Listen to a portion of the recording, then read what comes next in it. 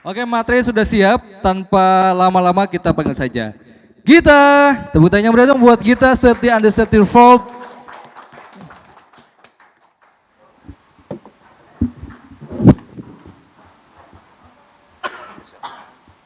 Thank you.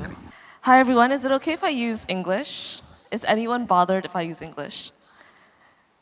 No pressure. Speak now or forever hold your peace. Okay, so I'm going to use English. And if at any time you feel like I'm talking too fast or if you don't understand anything, just raise up your hand and then I'll try to explain in Bahasa. And so I'm very, very excited to be here today, and thank you so much, Startuplokal, Indigo, for having me here today. I'm also, thank you so much, Nunik and Natalie. You know, anybody that gets to have these guys as mentors are very, very fortunate, I think. So I've been working together with them, and I can tell you that they are fantastic. So thank you so much. I'm very honored to be here. I'm also here with my team, Andy. He spent 10 years doing DD and audit at EY, so this is a sorry. This is a bit of is like a different playing field, right? Like private equity and venture deals are definitely different.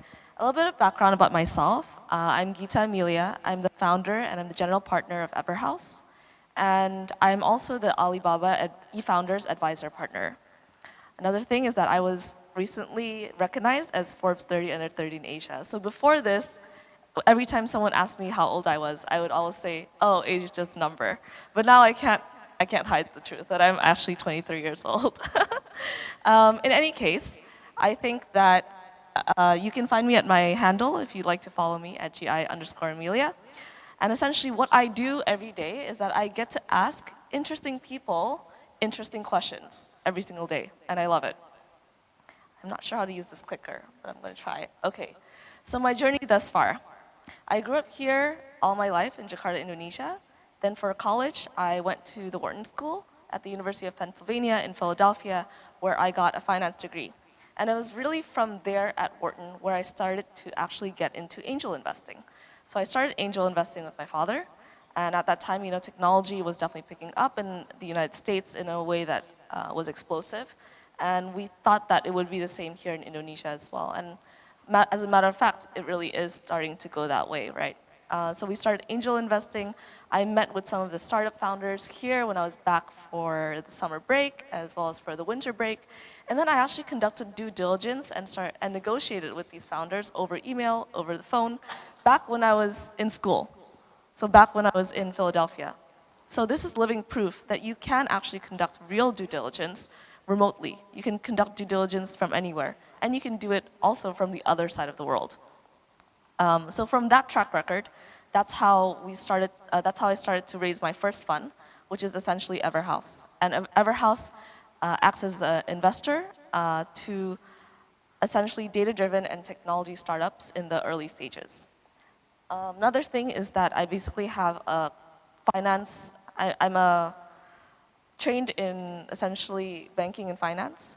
So I was very fortunate to have some training in private equity firms, as well as in investment banking in JP Morgan. A little bit more about Everhouse. So Everhouse is essentially, we started off as a VC fund. And we focus on the early stages in Series A, as well as sometimes US ventures as well. So that's essentially what Everhouse is as a venture capital.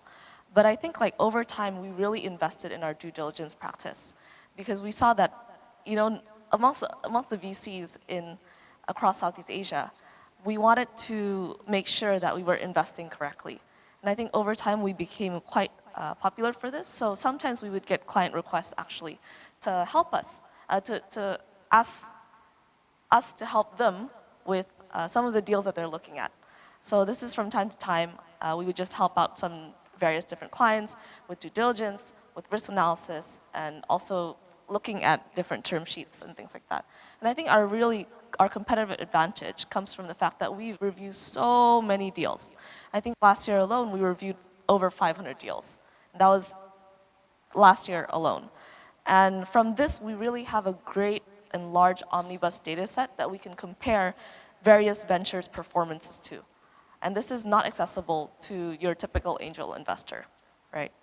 Secondly, obviously, it's full anonymity and confidentiality. I think that's something that we take very, very seriously.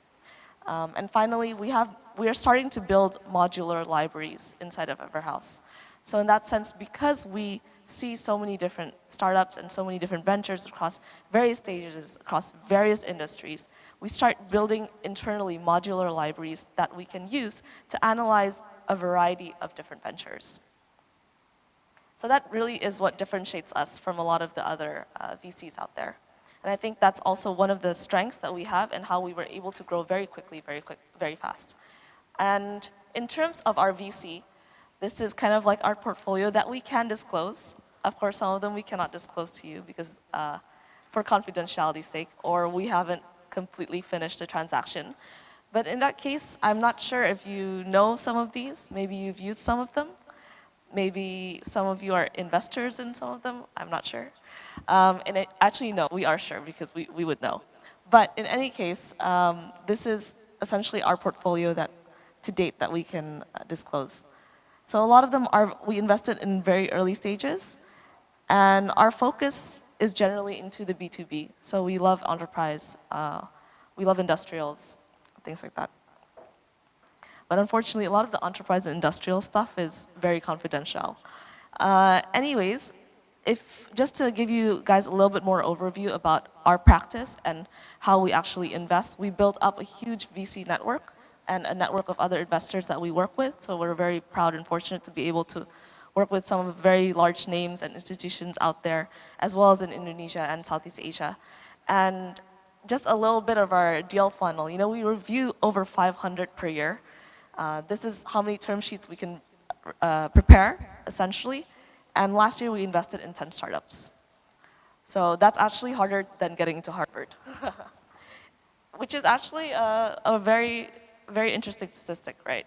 In terms of the other VCs out there.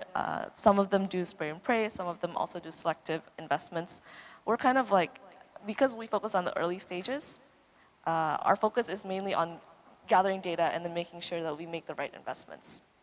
Okay, so what is DD? I think up until this far, nobody has defined due diligence yet. And I want today to be a little bit more casual, actually. And I really want to essentially tell you guys what is the most important things that you need to know. Instead of going down the details and asking questions of things that might not actually be useful to you, when I was preparing this workshop, I really thought about, okay, what does an early stage startup really need to understand about due diligence? I think your questions were very, very good. But unfortunately, I think that a lot of investors wouldn't even take a look at the questions that you were asking. So it really is about what do the investors want to see? And that's all that I want to leave, that's really what I want you guys to leave today with knowing, with that knowledge. Due diligence is a very scary word. So the formal definition is this one above. It's an extensive process of blah, blah, blah, blah. It doesn't matter, actually. But in any case, a lot of angel investors actually are faced with this one simple question, in a sense where, if I'm investing into a startup that just started, I'm investing into the founder. They don't really have that much data. They don't really have as much financials. Do I really need to do my due diligence? And I tell them, yes, absolutely, 100%, because the data is very clear.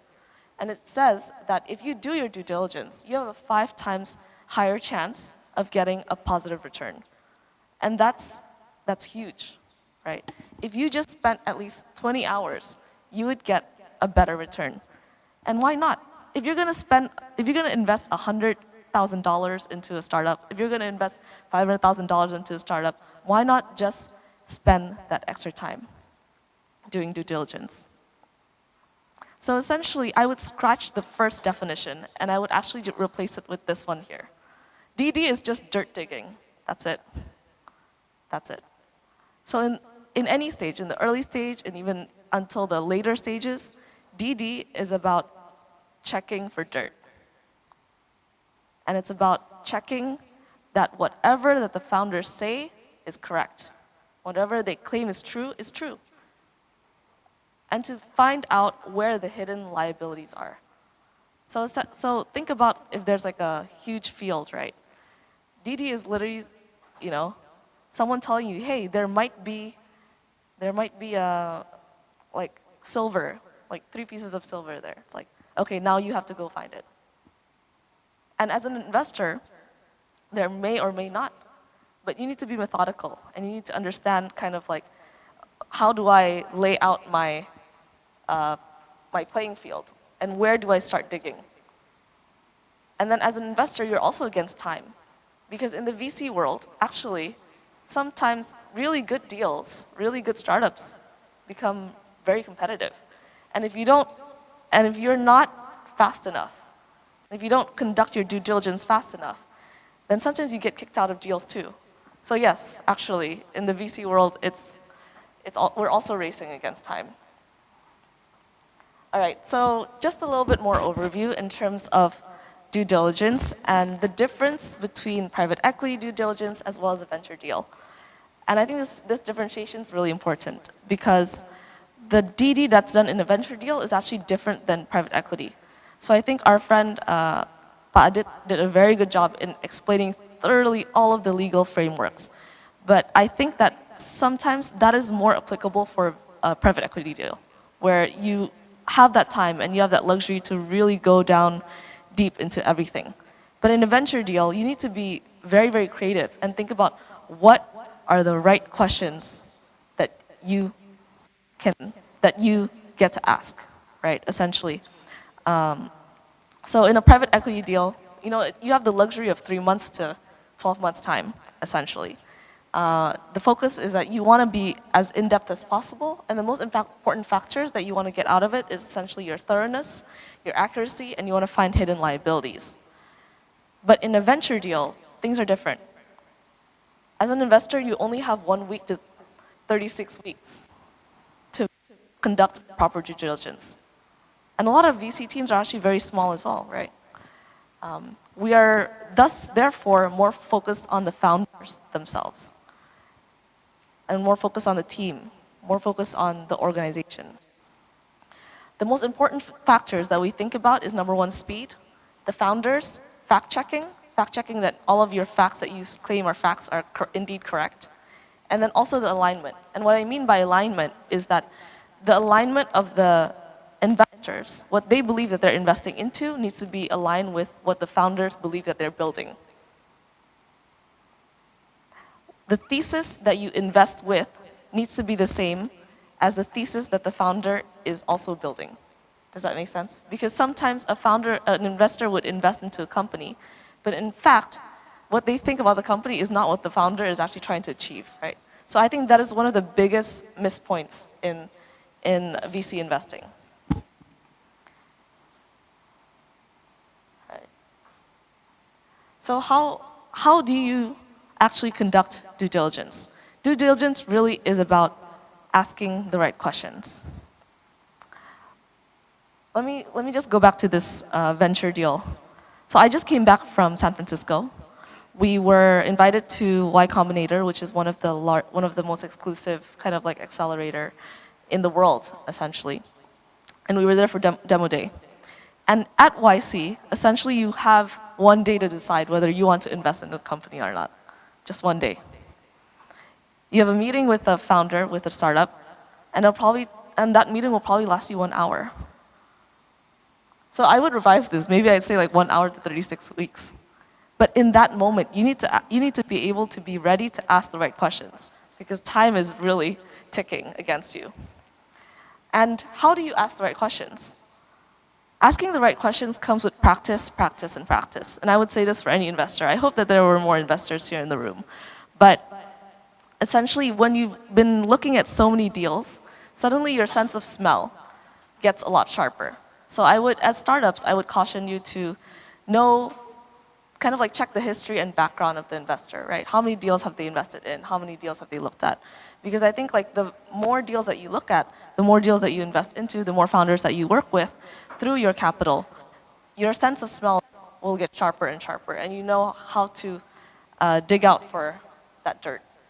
And I think in the end of the day, as a founder, though, you have to just be honest in whatever it is that you're putting out there. because an experienced investor will know when you're trying to hide something. So I would just caution against it. But DD is really all about asking the right questions.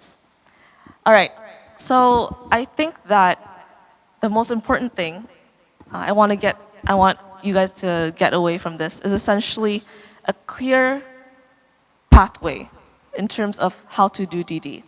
I'm not going to tell you exactly what to look for, but I'll tell you an overview kind of like framework. And I think that this is really important. And I've tried to make this very simple so that everybody can come home kind of like with the right framework in their mind, right? So the first step to DD is essentially screening. What do I mean by screening? Screening is essentially when you're trying to figure out what it is that you're holding.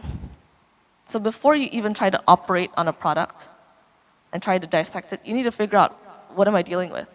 Am I dealing with an orange? Am I dealing with an apple? Okay, if it's an apple, am I dealing with a red apple or am I dealing with a green apple? Okay, if it's a green apple, is it a Granny Smith or, whatever. So you need to figure out what exactly it is that you're dealing with.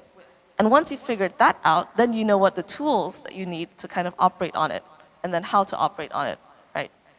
So screening is very, very important. And as I mentioned to you before, at Everhouse, we are always and continuously in the process of building modular libraries that we have. And essentially, when we think about modular libraries, these are kind of like the buckets that we have for screening. So screening, we have to figure out what stage of the business you are in. Are you in the early stage, Series A growth? Because if I'm looking at a growth stage company, it's going to be very different from an early stage venture. Business, what clients are you serving? Is it B2B? Is it B2C? Do you serve governments? Are you B2B2C, aka are you a platform? Are you C2C, peer-to-peer lending? So those are kind of things. And a lot of startups these days actually serve a lot of various types of clients. But the main question here is, what client are you serving? Who are you taking money from? That's it. I'm not talking about partners. Innovation. So building a startup these days, looking for funding, really means that you're probably innovating some way or another, right? And I think that there's really 3 types of innovations that I see in the market that's prevalent today. And you need to figure out today kind of like where you fall. So the first type of innovation is product innovation. And that's when you're just building a new product that no one has ever seen. Another type of innovation is in the market. So this is a product that's been out there, but you're pushing it out to the consumer, to your clients in a different way. And the third type of innovation is in branding. So this is when you actually have a traditional and conventional product, you're pushing it out through conventional channels, but then you're repackaging that product to tap into a niche kind of like market that you feel like is underserved. So if you guys know like Glossier, which is like in the United States, that would be a type of kind of like branding innovation, right? And they just got unicorn status. Anywho, another one a module that we need to think about in the screening category is the business model. And here I just have a couple different types of business models that are very popular nowadays, right? Direct to consumer advertising. Essentially, business model means how are you charging? Is it per transaction? Is it freemium? Is it subscription? It's the how you're getting the money. And I think business model, we definitely don't put that much weight in business model. Why? Because we know that business models tend to change. And oftentimes I would invest into a startup and then encourage them to, hey, let's explore other ways of business models and other ways how you can serve and also charge your clients better. The other one that we have to screen for is technology, of course. And this is very important because we screen for technology in 2 ways. The first one is how core is technology to your value proposition. So can you deliver your value proposition to your clients without technology? Or is your product technology enabled? So those are the things that we have to screen for as well. And these are the things that all investors definitely screen for. If not on paper, then definitely in their heads, right? Another one is also the technology type. So the variety of different technologies means that you have to do different types of due diligence. So right now there's like software, mobile apps, firmware, industrial design, etc, etc. Okay, this is getting pretty technical, but I think this is pretty important as well, especially for investors. Essentially, you have to understand what kind of question that you're asking, because not all questions are equal. Not all questions are the same. When we're screening, we typically ask you for more close-ended kind of questions. But when we are dirt digging, which is the second part, after we understand what business that we are dealing with, immediately we switch to more open-ended questions. Okay, so right now we're actually going to do a mini case study. So as I mentioned to you guys before, this is supposed to be casual, it's supposed to be interactive. Are there any questions thus far? No. Okay. So essentially in this mini case study, it's not going to be super hard. I've come up with an imaginary business. So this is their business stack, and this is their technology stack. So imagine a business that's basically in Series A. It's B2B. It charges freemium. It's innovative in its product. In terms of technology, it's core/tech enabled. And it has software and it has a mobile app in it. I think you guys can think of like 2 or 3 companies right now off the bat that are basically this card, because this is something that we see quite often nowadays. This particular kind of like baseball card of a business. Okay, so just close your mind and think about this company. Maybe you can, you know, pull something real out there. Okay, so don't forget about that business for a minute, because I want to move on to basically the second question. And this is essentially the way we think about it at Everhouse, in terms of how we start to actually do dirt digging. We break it apart. And the way I think about it is that there's really 3 types of risks that we need to check off. Number 1 is we need to check, is the potential upside real? Can they actually achieve that? The second one is all of the hygiene stuff in place? So hygiene stuff is, you know, legal and everything that a company should have. Do they even have that?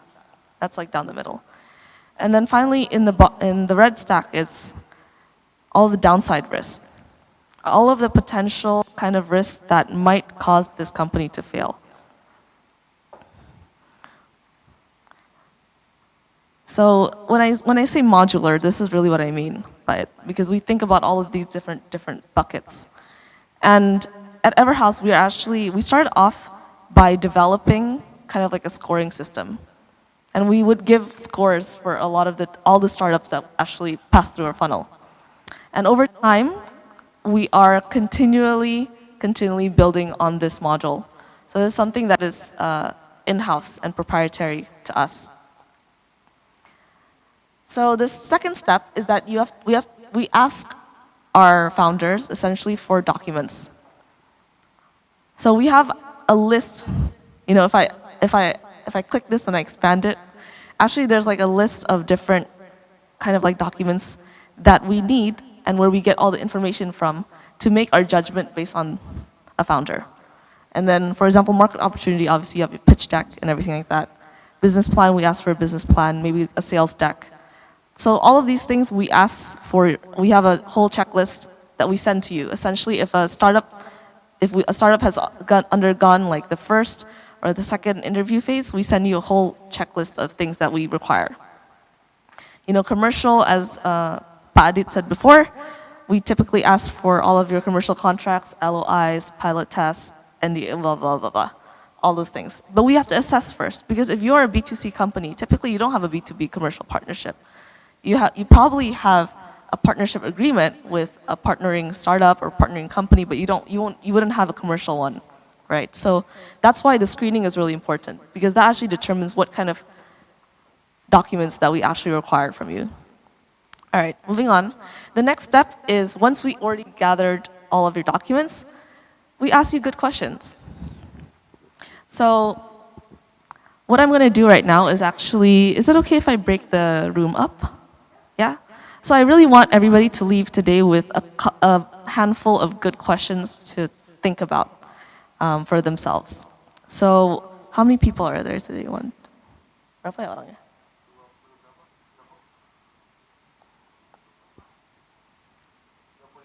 25. Can I break everybody into 5 teams? Five teams of 5. And if possible, we can have one of the mentors in a different team. Yuk teman-teman silakan buat grup, per grupnya masing-masing 5 orang, silakan. Andy.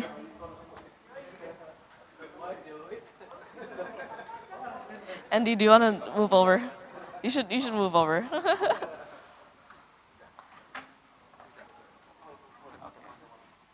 Okay, sudah split ke grup. How many groups are there? 6 ya? Tim 1 siapa? Tim 1. Tim 2, tim 3, tim 4, tim 5. Ini tim VC. I think you should spread out, guys. Nggak boleh.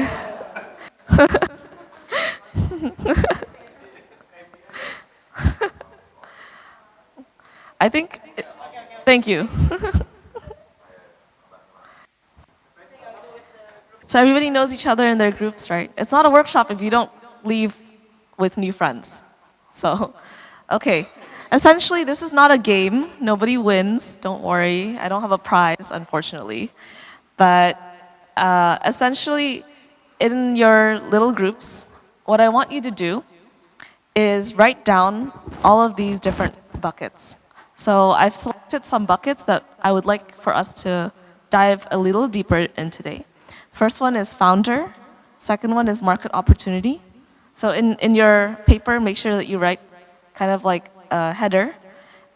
If you want to use a computer, that's also fine. But essentially, I'm going to ask you to come up with 3 questions for each bucket. Right? So write the name of the buckets first. I'm going to repeat them. Number 1 is founder, market opportunity, business plan, company culture.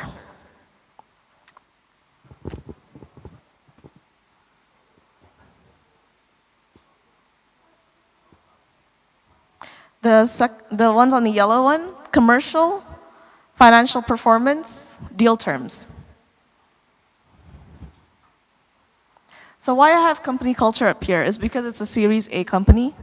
If it's an early stage, it's not something that we would ask for. Can we scroll down?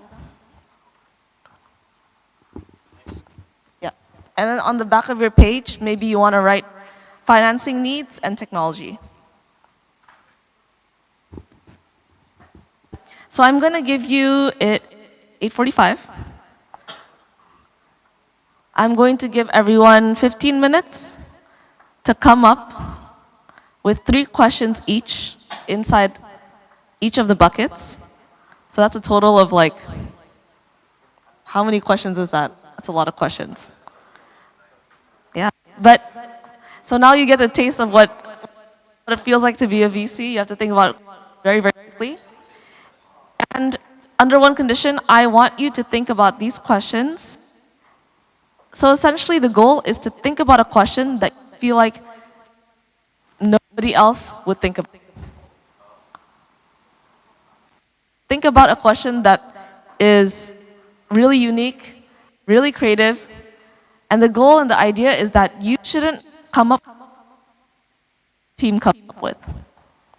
So think of something non-traditional and non-conventional. Okay, it is 8:45. Your time starts now.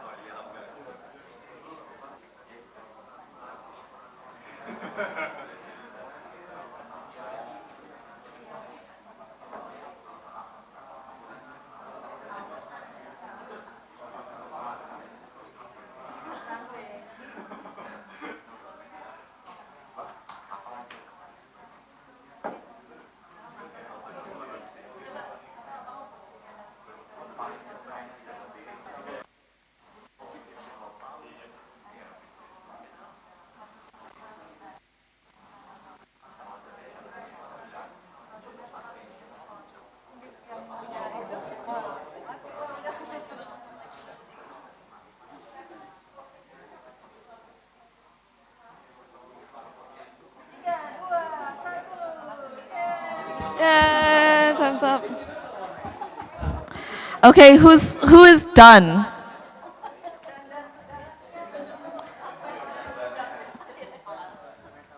Who's done? Okay, who's not done? Not done? Satu lagi.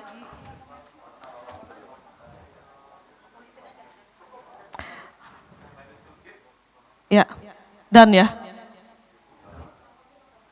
Okay. I'm just gonna keep on talking. Done, yay. How many questions do you guys have left? 2 more sections. Oh my goodness. Minus 5 points. Don't worry, it's not a competition. Just make sure to put your team number on top of your piece of paper. Okay, I want a representative to go to Andy over there. He has a laptop. And then please hand him your piece of paper.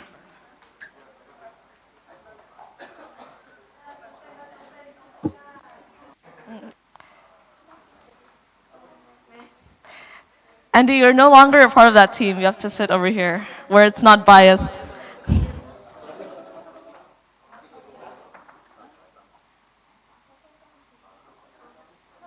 All right, everyone's piece of paper is handed in. All right. So essentially, Andy's going to help us compile all of the questions and put it up on our Google spreadsheet. And after this, I'm going to share the Google spreadsheet with everybody else, with everyone here in this room, so you guys can all go home with essentially a list of awesome questions. And of course, what other better way than to do it open source, right? So we're gonna find a good list of questions, hopefully. And I think I'm gonna also go inside and give a star to some of the questions that I feel like are very great. And I really think that everybody should focus a little bit more attention to. And also maybe like a red flag to questions that I feel like are not so great. So just keep a lookout in your email sometime for that. And I hope that I can get like a list of everybody's emails so I can share with the group. Yeah, okay, sounds fantastic. All right, so thank you guys so much for participating in that little exercise. I forgot my clicker. All right. Okay. So essentially at Everhouse, those are the modules that we use to segregate the field. So imagine like, okay, I think that there's a landmine. I think that's kind of the analogy that I was going for. There's a landmine, somewhere in there might be landmines, right? And then using those modules, we segregate the field. And then we shoot each kind of like field. Have you guys ever played like Battleship? It's a lot like playing Battleship. I think DD is very much like playing Battleship.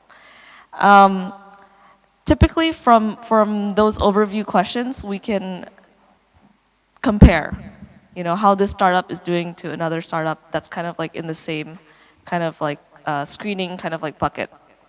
And we can give scores for that, and we can also compare it over time with a lot of data. But actually what real DD requires is for that investor, after they've done through all that grunt work, is to really dig deep inside each company and then come up with a customized list of Q&A questions. And this is a two-way exchange, because oftentimes in PE deals, I've been on deals where the Q&A is so long, right? And like it's Q&A maybe over like 50 times, just Q&A every email, ping pong, ping pong. But in venture deals, really, it doesn't take you can't really, I've never seen a deal go more than 4. So this Q&A process is really important. So it's when you compile a specific list of customized requests as an investor, and then you send it over to startup. Startup answers it, and then you ask follow-up questions. So I think that this has to be short, it has to be very precise, and you have to be able to figure out what is the right specific questions to ask this specific startup. So that's that's the final step of DD, really. It's a lot of the follow-up questions. Also, I'm going to share you guys this. This is, please don't take a photo. It's confidential. But this is kind of like a model that we have here at Everhouse. Yes, please don't take a photo. I see that.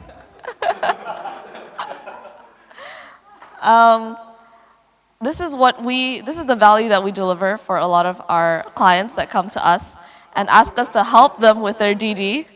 Oh, he's taking a photo of that. That's cheating. All right, so essentially, you know, like from there, that's, yeah.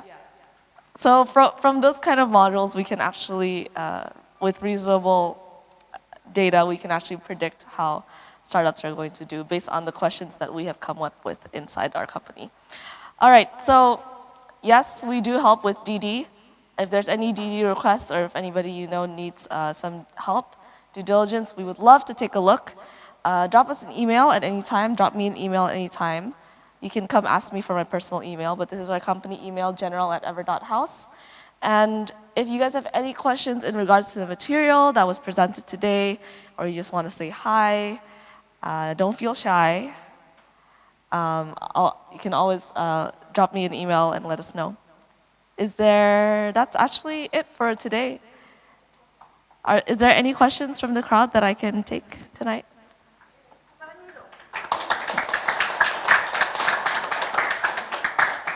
Yeah. Ada pertanyaan? Yes. Sebentar. And your name, please. Sebutkan nama Also the dan name of dari your startup. mana. Hi, I'm Vincent. I'm from Omogogo CRM. I want to ask, usually for term sheet, right? Is it made by the VC side or should founders also make their own too? Because someone told me I need to prepare one. I don't know why. So what stage of the company are you in right now? Stage, like really early stage. Then a VC should prepare it. I see. Yeah. Okay. Unless you are at a stage where there's already a lot of VCs that are backing you, I don't think a founder should be preparing the term sheet. Okay. Thank you. Yeah. Great question, Vincent. Thank you. Next question. Oh, jadi Natali ya, oke. Yeah, Git, please share with them the most unique story about your due diligence that you eventually had to decide to not go through with the founder.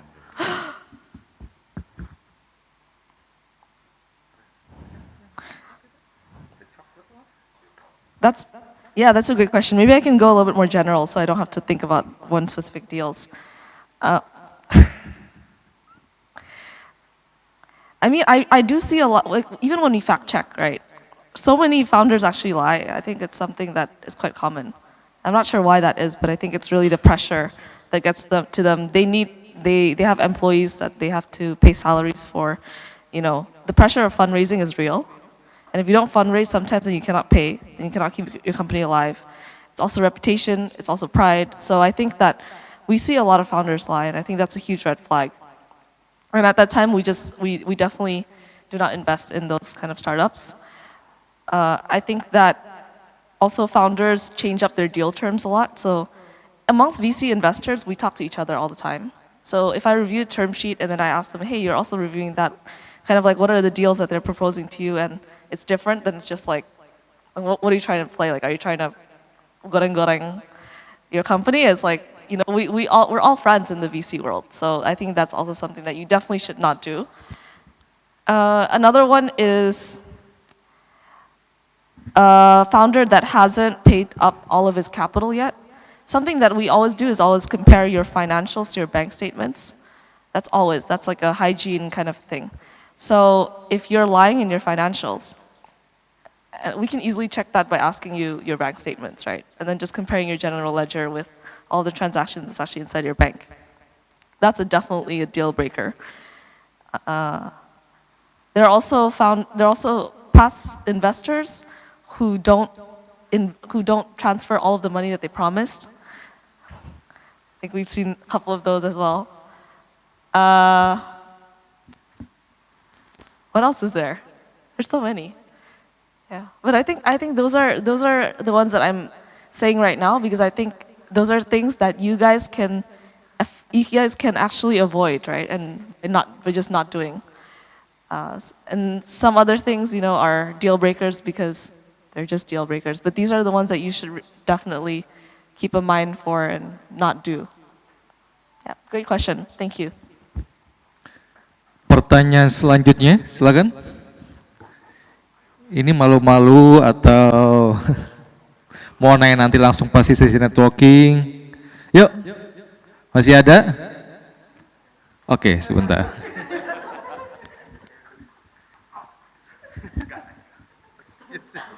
Okay, I have a question. Like, example, as a startup, sometimes we should build a company.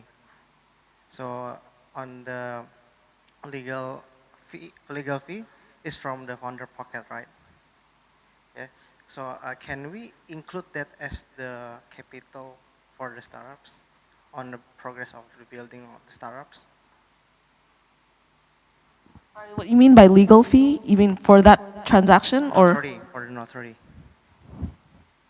To build the startup company.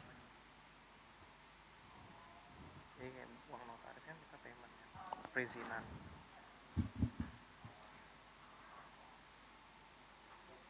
Yeah, as capital. Yeah.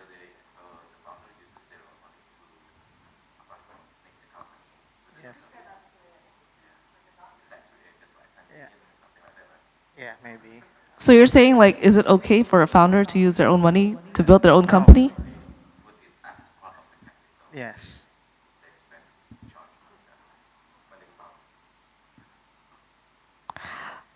Okay, so I want to make sure that I get your question correct. Because when you're setting up a company, usually these are pre-operational expenses, right? And they're not often written down. But I think there's actually a new rule right now that the government just passed. So even notary fees, they have to be written down as capital expense into the company. So I think that was changed just this year. And you have to pay tax on the notary fees. And the notary has to make sure that they keluarin the tax factor. So I think that's new this year. Yeah. So I don't know. I think that one's written in the law, because if and I don't think that's something that an investor a venture investor would really ask for. That doesn't really move the needle, I think. No. Yeah. Yes.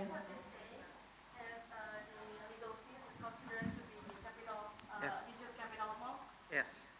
Oh, interesting. I think that it's more legal, yeah.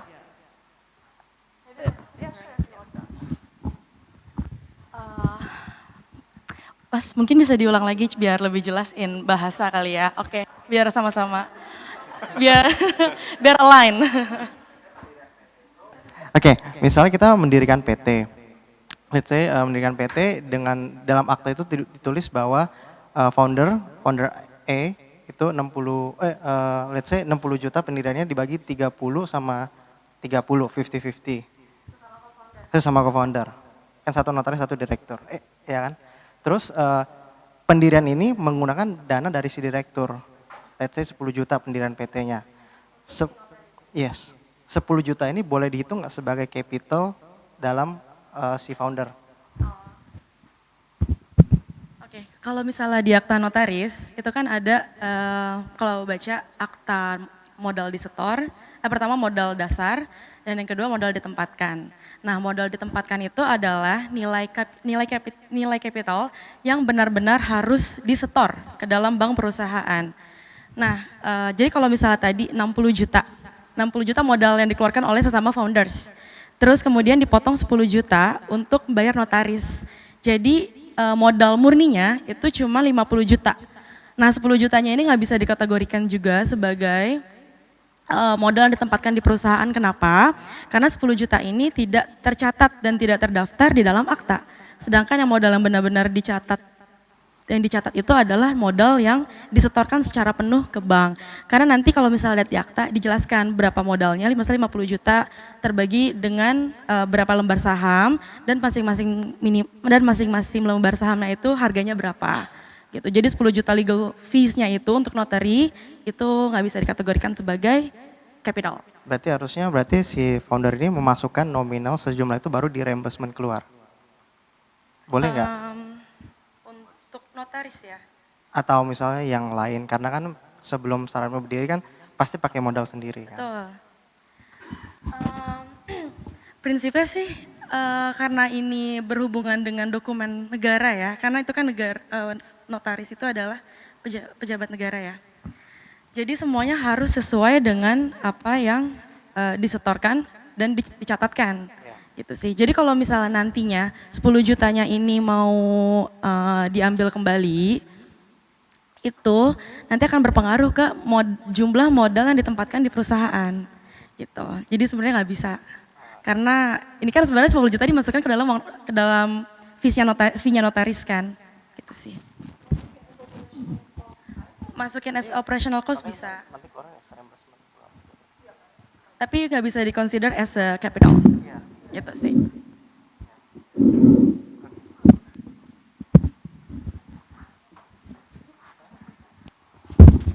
So I do have a question. I think for many very early entrepreneurs, I think there are a lot of confusion on VC financial models. You know, for example, like valuation. I think a lot of people get confused on how valuation actually works.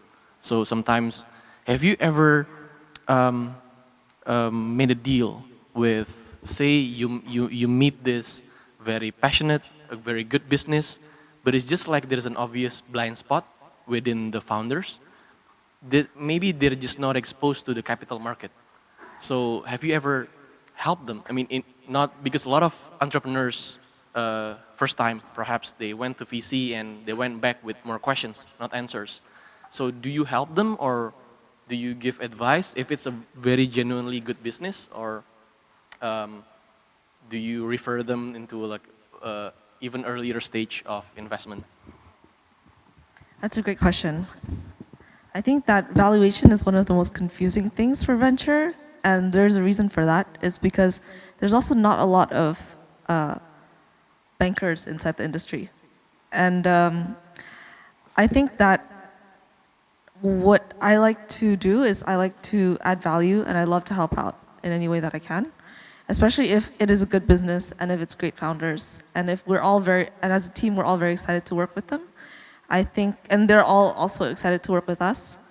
I think that we can definitely form a great symbiotic relationship where we can, try to fill out and help out a little bit of that blind spot. And I think we do that with a lot of our early stage investments, where we kind of like help out with the financial.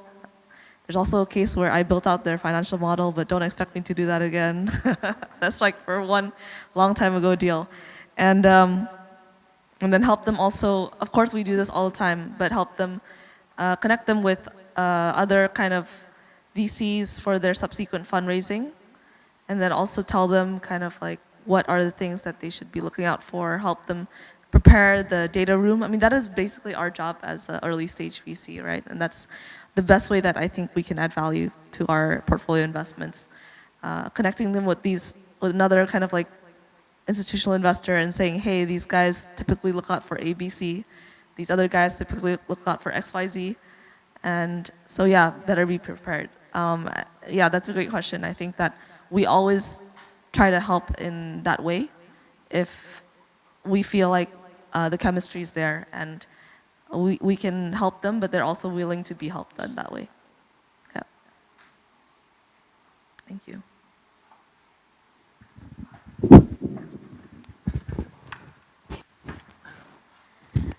Hello, my name is Chitra, and I'm sorry if I'm using bad English. So how much you gonna value sustainability for an idea of the startup? I mean, like most of the startup is thinking what I'm doing right now, but not what I'm doing in the future. Because what I'm thinking right now is probably gonna change the future. It's just like that. Thank you. So the question is, how much do we value sustainability of a business? Okay, so if you remember, actually one of our buckets was the business plan. And then the second one on the other side was financing needs. So business plan and financing needs actually go hand in hand, because we need to ensure that that whatever the founder wants to achieve can be achieved through whatever they can raise. So that one needs to go hand in hand. And sustainability, when we invest into your company, we're there for you for a long time. So we don't want to be investing in a company that is not going to be doing so well 2 or 3 years down the line, right? Essentially. And that's where alignment comes in. So I think that we value that very, very highly. In fact, that's something that we look out for. And what I mean by financing needs means with the business plan that the startup is proposing. Say you're proposing this business plan and you're going to get, and your projections is this much revenue, and from this I'm going to get this much kind of like gross profit and things like that. And then on the second year, I want to expand, I want to scale up. Therefore, I need to invest in people, invest in marketing. That means that my current profit is not enough for me to be able to achieve the goals that I want to achieve by next year. So that's where you have to raise an extra round of funding, right? And that's where we have to also map up your financing needs. So sustainability comes from the fact that, okay, can this business actually reach those projections? And then second, are we sure that this team of founders, can raise that much money in the next round? So that's really, really important, because that's actually, as investors, the North Star metric that we look for. We look for growth. After we invest, we want to make sure that you grow. And we want to make sure that you grow very, very quickly. And we also want to make sure that you don't outpace, that your business plan doesn't outpace your financing needs, and your financing needs doesn't outpace your business plan. Yeah, thank you. Yeah. So this question is because, okay, so I met some people from a course called Miracles of Capital, so MOC. So in the course, they teach us to actually plan the IPO, right, from day one. I'm not sure whether it's a common practice for most people, but according to them, a lot of people in China are doing that. Like they plan for IPO on day one, and they create the financial roadmap to like the first year. Do you think it's doable, or do you think it's like too far-fetched? Thank you. Thank you so much for that question. That's actually quite relevant right now, because so in China, the IPO market for tech is very, very liquid. But in Indonesia, I don't think it's as hot as it is in China. So I'll tell you a real case example of what happened just last month. But one of our startups received a term sheet, right? And in the term sheet, essentially from this investor, said that the startup essentially has to plan for IPO for the next 5 years, or else there's a share buyback. And so looking at that term sheet as an investor that's already on the cap table, you're just like, that doesn't make any sense. It doesn't make any sense. Why? Because of the market that we're in right now. And so it makes sense maybe for the investor who is predominantly focused on other markets, right? So I think we have to take that with the context that we are in right now. And I think that it's always very good to plan your exit strategy even from day one. But we should plan it in the context of our economy right now. You know, what is actually a reasonable exit? And investors are always looking to exit, right? So you also need to put that clause in somewhere. I wouldn't write it as a clause, but I would have a reasonable discussion with my investors and then make sure that the expectations are aligned. So either if your vision is to one day sell the company, then the investors need to know that. If your vision is one day to IPO, then your investors need to know that. And if one day you promise that you can get a lot of profit that you want to buy back the investor shares, then that also has to be discussed. More oftentimes, I do see the third being written in, and I think that's fine.